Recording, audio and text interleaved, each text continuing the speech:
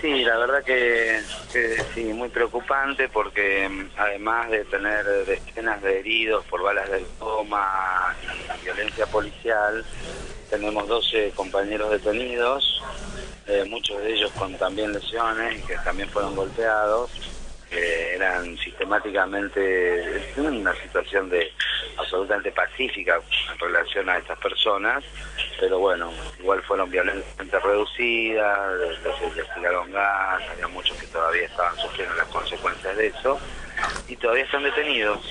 ¿Cuántos quedan detenidos? Hay 12 detenidos. 12 detenidos todavía. Y lamentablemente, ¿no? Digo, porque desde la represión en Campo Grande a fines del 2007, nosotros que tenemos una asociación que estamos permanentemente observando los problemas de violación de derechos humanos en la provincia, que no existían hechos de criminalización y represión de estas características del Campo Grande, ¿no? Al final del gobierno de Cobos, en la fin del 2007, los trabajadores de Campo Grande fueron salvajemente reprimidos y a partir de ahí está este otro hecho que son trabajadores y gente que carece de vivienda, que fueron ocupando a lo largo de todo un año terrenos que se encontraban abandonados, sin cerrar. Esta ocupación se produjo sin ningún acto de violencia, a plena luz del día, con el conocimiento de toda la población, razón por la cual no había ningún delito de usurpación, porque para que haya usurpación se requiere que haya clandestinidad o que haya violencia. La fuerza sobre las cosas, esto no existió, son terrenos que estaban abandonados, sin cerrar, y bueno, gente humilde, ¿no? Sectores vulnerables. Alfredo, sobre esos sectores vulnerables recae la violencia.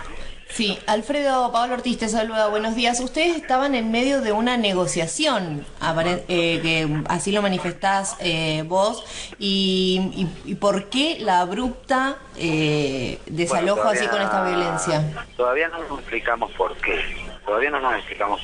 Realmente que esto será un tema de análisis esta tarde, que tenemos reunión con los organismos de derechos humanos, pero sí tenemos una notificación de la Fiscalía fijando una audiencia para resolución del conflicto, esto es, para que formalizáramos en la Fiscalía los acuerdos que estábamos haciendo, fijada para ayer a las 10 de la mañana.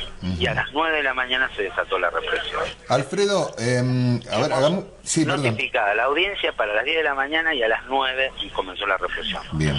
Hagamos un poco de historia, digamos, como para localizarnos bien. El terreno es de más o menos unas 20 hectáreas. ¿De quién es el terreno? Bueno, esos terrenos tienen diversos dueños. Ajá. Son aparentemente 3 dueños.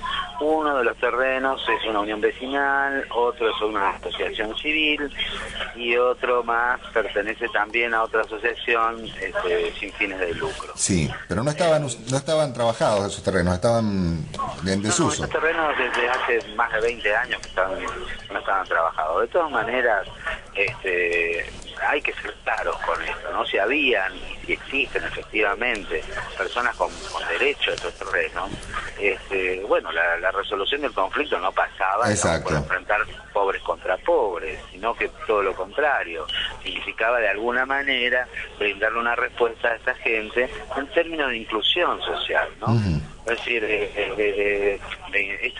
por este lado pasaban las negociaciones. Bien. Bueno, hoy es imposible generar una respuesta inmediata, pero sí podemos incluirlo en algún programa a futuro y demás, de manera tal que la gente pudiera sentirse incluida desde el punto de vista de sus necesidades más elementales. Tomando en cuenta que el derecho a la vivienda es un derecho humano que todos tenemos y que por lo tanto al encontrarse vulnerado es una obligación del Estado generar algún tipo de respuesta. Y por ese lado pasaba la respuesta, estamos con gente razonable, con gente que puede entender, porque, bueno, siempre decimos esto de que para los sectores, algunos sectores de las clases dominantes, hay cierta discriminación hacia los pobres, pero no tomemos en cuenta que los pobres son pobres pero no son tontos, es decir, estamos planteando de alguna manera el problema de la vivienda dramáticamente ¿no? Y frente a eso estaban atentos y negociando y hablando y dialogando. Y fue precisamente después de todos estos años que se ordena un procedimiento donde hubo, además de los cientos de efectivos policiales que hubo, helicópteros y demás, para no enfrentar el problema de la violencia, de la inseguridad que vivimos todos los días en nuestra provincia, sino para enfrentar los justos y legítimos reclamos de los sectores más vulnerables, ¿no? Alfredo, y la otra pregunta es, ¿ustedes ya saben quién dio la orden del desalojo?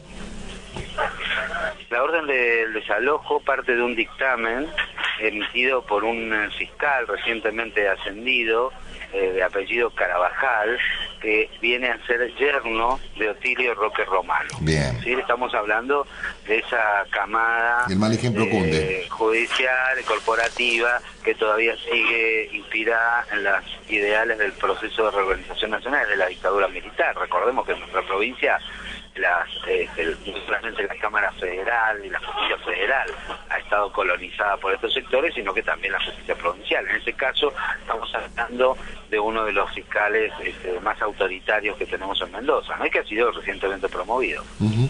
Bien, ¿en qué estado están las negociaciones? ¿Qué va a pasar con esa gente? ¿Dónde está ahora la gente que vive ahí, las 200 familias? ¿Dónde pasaron la noche? Cosas básicas. La verdad, Alejandro, no tengo la menor idea. Yo estuve ayer en Palmira visitando a los detenidos.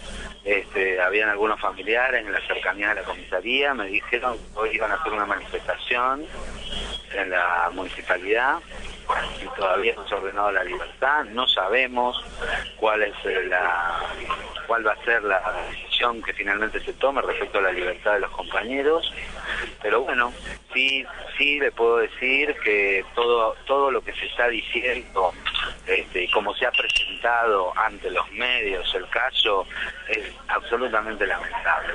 Yo también quiero hacer una reflexión sobre esto, ¿no? Es decir, un hecho de represión como el del Parque Indoamericano en Capital Federal, que mereció conceptos por parte de nuestra presidenta, manifestando que no es con la violencia como se debe responder a este tipo de problemas, cuestionando la política del macrismo, y observando, ¿no?, acá que estigmatizamos a los referentes populares porque han establecido algún tipo de organización entre los pobres, y que cualquier organización que se dé a los pobres constituye un peligro que debe ser eliminado, ¿no? Que debe ser atacado. Entonces la organización de los pobres se la convierte en un puntero político o en algún tipo de infiltrados y demás cuestiones como han sido presentadas en los medios. Acá lo que hay claramente es una política macrista, ¿no? Acá lo que hay claramente es una política de represión cada vez más amplia de los conflictos sociales. Recordemos que el 5 de mayo había una fiesta en Godoy Cruz, los vecinos llamaron por ruido molesto y terminamos con una batalla campal, gases lacrimógenos, goma, chicos heridos y un chico muerto, ¿no? Exacto. Entonces, ¿hasta qué punto vamos a seguir? Le pregunto yo al ministro, le pregunto yo al gobernador, ¿hasta qué punto vamos a seguir generando más violencia? ¿Es el Estado el que debiera establecer una política de convivencia, una cultura de la paz en nuestra provincia? Sin embargo, es el Estado el que suma a la violencia en la sociedad, la violencia del Estado, cada vez con mayor fuerza. Yo me pregunto, ¿esto tiene más que ver con las políticas de Macri? ¿Esto tiene algo que ver con el proyecto nacional vigente de 2003 en Argentina? De no represión, no criminalización de las protestas sociales. Tenemos nuestros compañeros presos, tenemos heridos. Ya los mendocinos vimos escenas de violencia por televisión, se divulgaron en toda la provincia. Sí, es cierto, hay quienes son los tácticos y piden la mano dura y la represión, pero aquellos que acompañamos en un proceso de inclusión social de 2003 a la fecha, no estamos contentos. No queremos vivir en una provincia donde el Estado reprima con violencia los reclamos y las necesidades de la población, desde respuestas de inclusión social. Así que sí, me parece muy grave, gravísimo lo que ha pasado. Ujú. Bien, Alfredo, muchísimas gracias por este contacto con Radio Nacional. Muchas gracias, Alejandro, un abrazo. Hasta luego, un abrazo. Hablábamos con Alfredo Guevara, el abogado de Derechos Humanos, hablábamos de la violencia que hubo en el desalojo del predio en Palmira, cerca de 400 policías hubo para sacar de allí a 200 familias. Una movilización de la policía terrible cuando en realidad las familias no presentaban resistencia al desalojo, No, sino nada. que había una situación de diálogo y de bastante apertura para poder haber negociado y que esto se resolviera